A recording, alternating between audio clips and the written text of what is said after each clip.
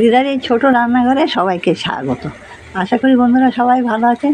আজকের recipe mutton, লবঙ্গ, ডালচিনি, গোটা জিরে, তেজপাতা ফোড়ন দিয়ে মটনটাকে কষাও প্রায় হয়ে গেছে।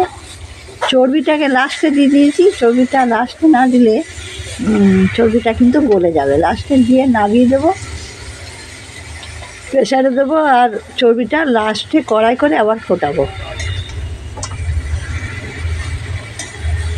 এখানে আমি লঙ্কার গুঁড়ো দিইনি, এখানে কাঁচা লঙ্কা আর কাশ্মীরি লঙ্কার গুঁড়ো আর ধনের গুঁড়ো, জিরের গুঁড়ো, আদা বাটাটা দেওয়া হয়নি,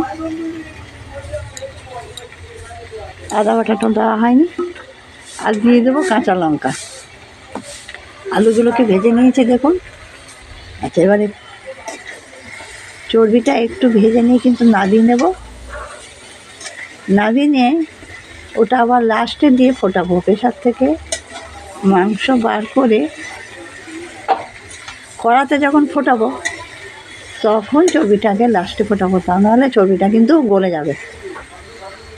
কড়াতে লাস্টে আবার ফোটাবো। তাহলে কষা আমার হয়েও গেছে।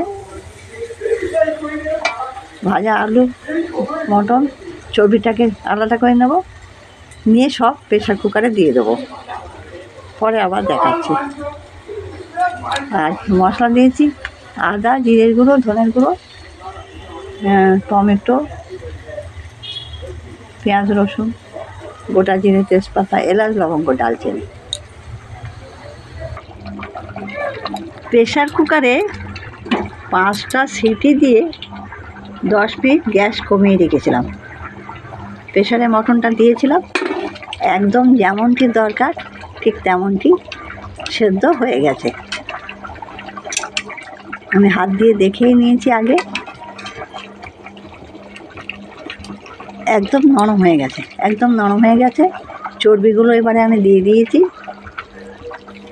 5 মিনিট ফুটবে, মটন রান্না হয়ে গেল আমার। হ্যাঁ, গরম মশলা দিয়ে দেবো, ভুলে যাচ্ছি আবার।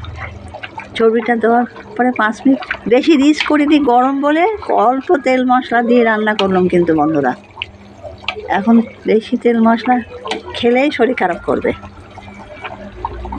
অল্প তেল মশলা দিয়ে রান্না করলাম।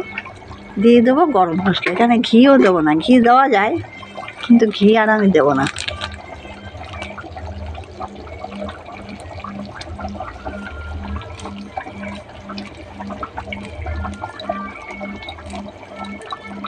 আর একটু দিতে হবে।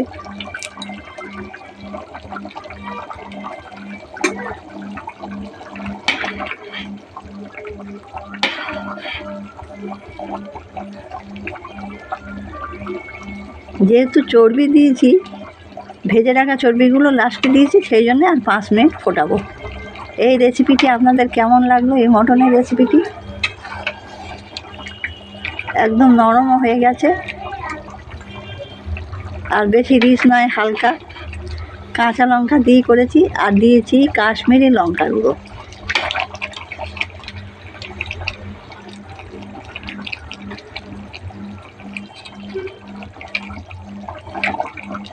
ভালো লাগলে দিদার পাশে থাকার অনুরোধ রইল।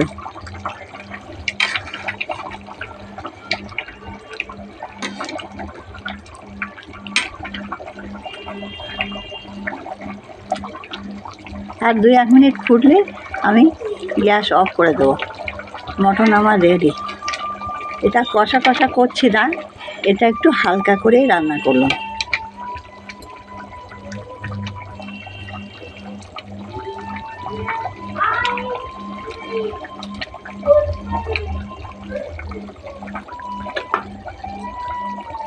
সবাই ভালো থাকুন।